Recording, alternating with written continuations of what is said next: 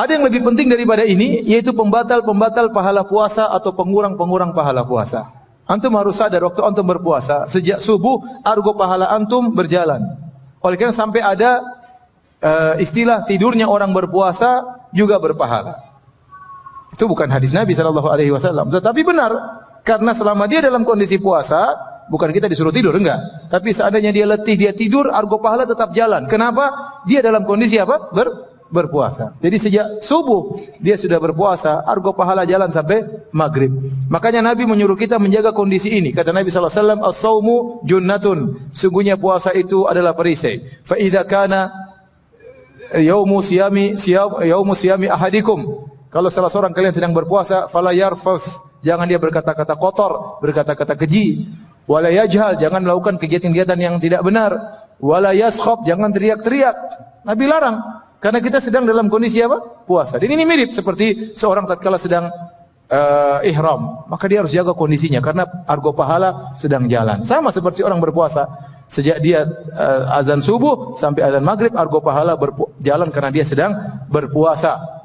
Kata Nabi, jangan berkata-kata kotor, jangan teriak-teriak. Tidak boleh. Berarti kita tidak boleh teriak-teriak sana, teriak sini. Ya, tidak boleh. Bahkan kata Nabi, wa in sabbahu ahadun au qatalahu falyaqul inni imru'un shaim. Kalau ada orang mencaci maki dia, jangan balas. Kalau ada orang mengajak dia berantem, jangan apa? Balas. Katakanlah saya sedang berpuasa. Agar orang itu jangan cari gara. Ya akhi, saya sedang berpuasa. Ya. Antum jangan manas-manasin saya. Ya. Saya sedang apa? Puasa. Jangan balas. Jangan kita terpancing. Jangan bilang, saya lagi puasa. Nanti pada maghrib kalau mau. Pada maghrib. Di lapangan, saya tunggu kau sana. Sekarang jangan dulu. Enggak, jangan gitu. Gitu jangan diladeni. Karena kalau kita terpancing mengurangi pahala kita. Makanya hati-hati antum kalau di media sosial terpancing kemudian emosi maki, bahaya. Ente sudah puasa dulu, puasa medsos ya. Kalau bisa jangan sampai pahala antum berkurang. Ya, kita harus menjaga diri kita. Makanya kata Jabir bin Abdullah, ya, beliau berkata, fa idza sumta, kalau kau berpuasa, falyasum sam'uka wa basaruka wa lisanuka minal kadzib wal maharim. Kalau engkau sedang berpuasa, maka hendaknya lisanmu, hendaknya matamu juga berpuasa, hendaknya telingamu juga berpuasa, dan hendaknya lisanmu juga berpuasa. Jangan berdusta dan jangan kau melakukan perkataan-perkataan, mengeluarkan perkataan-perkataan yang haram. Wada anka adzal jar, jangan kau ganggu tetanggamu.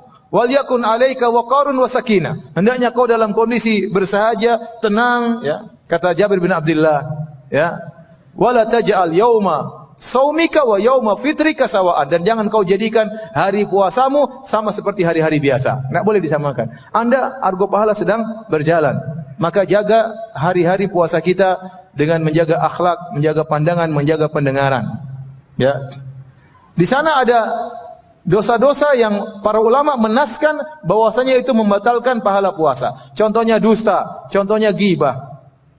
Kata Nabi sallallahu alaihi wasallam, rubba shaimin laisa lahu min siyami ilal ju' wal atash. Betapa banyak orang yang berpuasa, dia tidak mendapatkan dari pahala puasanya kecuali lapar dan dahaga. Wa rubba qaimin laisa lahu min qiyamihi illa sahar wa ta'ab. Betapa banyak orang yang salat malam, salat tarawih, dia tidak mendapatkan dari salat malamnya kecuali hanya begadang dan keletihan.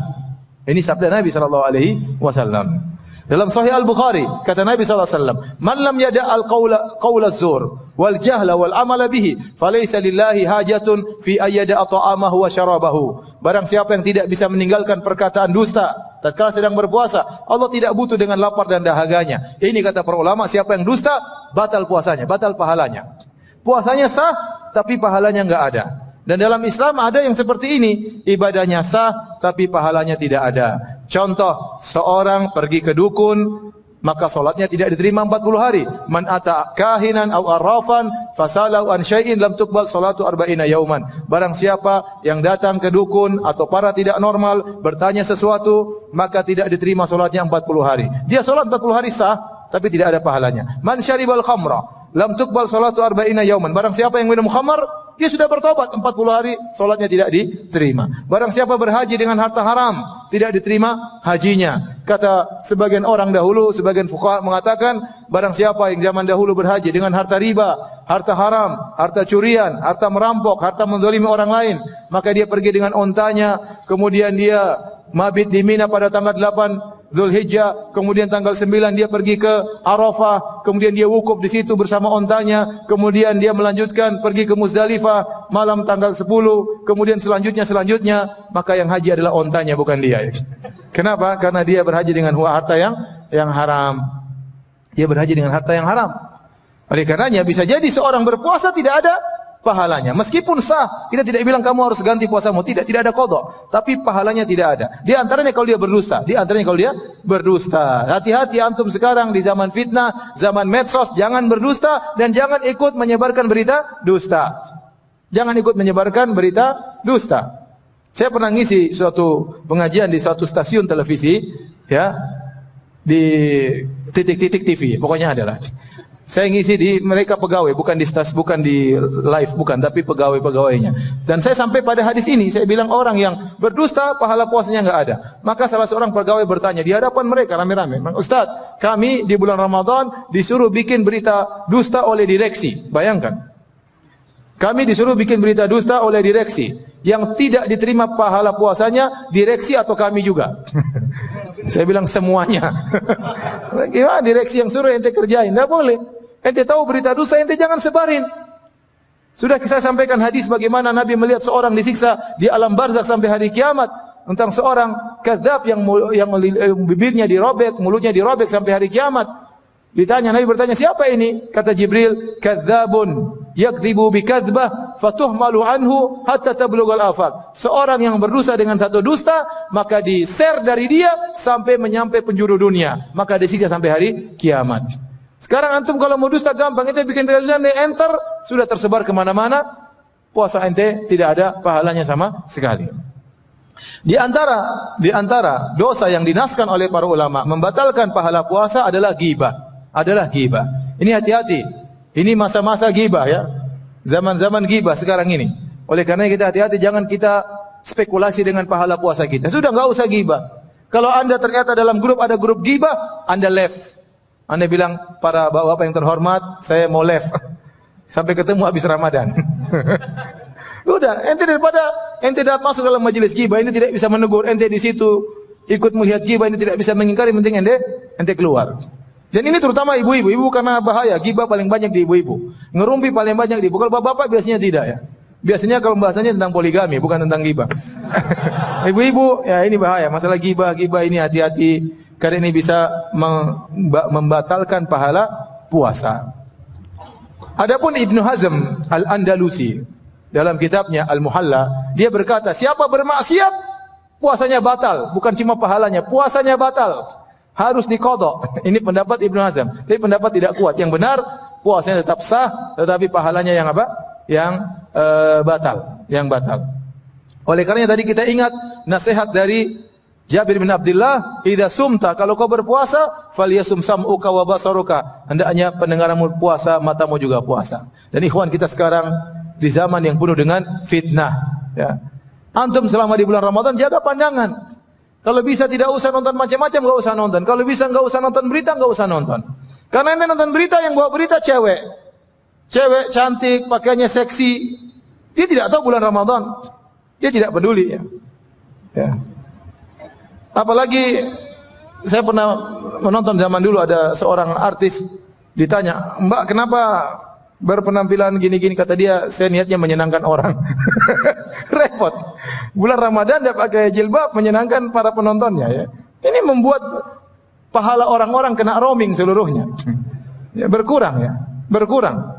Kalau kita melakukan maksiat, pahala kita berkurang. Makanya ada teman saya pernah cerita, "Ustaz, saya pernah umrah, habis umrah travel bawa ke Mesir, kemudian kita nonton tarian perut di Mesir." Saya bilang, ente pahala umrah, ente kena roaming. Harusnya kalau ente mau nonton dulu tali perut, baru ente bertobat kepada Allah. Kalau memang ente harus bermaksiat. Tapi kalau ente habis umrah kemudian sudah berbagai macam pahala, terus ente nonton tali perut, kena roaming. Nah kita demikian kalau kita puasa, kita lihat yang macam-macam, kena roaming.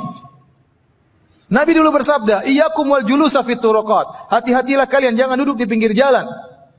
Jangan, kenapa? Karena banyak yang kita lihat. Banyak yang kita komentari, lihat orang gemuk banget, ghibah. Lihat orang kurus banget, ghibah. Coba bayangkan. Lihat cewek melotot. Lihat ini norak, kita susah enggak komentar. Makanya jangan duduk di pinggir jalan. Sehingga sebagian sahabat mengatakan, "Ya Rasulullah, kami harus duduk di pinggir jalan." Kata Nabi SAW, kalau kalian harus duduk di pinggir jalan, fa'atu tariqa haqqahu, maka tunaikanlah hak jalan. Apa hak jalan ya Rasulullah? Kata Rasulullah SAW, ghaddul basar, tundukkan pandangan. Tundukkan pandangan. Jaga pendengaran, jaga lisan, jangan komentar, macam-macam, hati-hati. Kita di zaman fitnah, zaman mencela, zaman mencaci, zaman hoaks, zaman berita, tidak tahu kita akan validitasnya, kebenarannya kita enggak tahu. Antum baca berita, antum tahu yang menyebarkan ini siapa, yang buat siapa, sikoh atau tidak, ente enggak pernah tahu. Ini orang salat atau tidak yang bikin berita ini. Ya. Oleh karenanya seorang hati di bulan Ramadan mending jangan macam-macam deh. Kita belum tentu bisa bertemu Ramadan dan belum tentu bisa bertemu Ramadan berikutnya. Oleh karena jaga lisan, jaga pandangan, jaga pendengaran. Kalau bisa grup-grup left dulu lah. Ya, grup-grup kalau bisa ditinggalkan agar kita bisa konsentrasi beribadah di bulan Ramadan.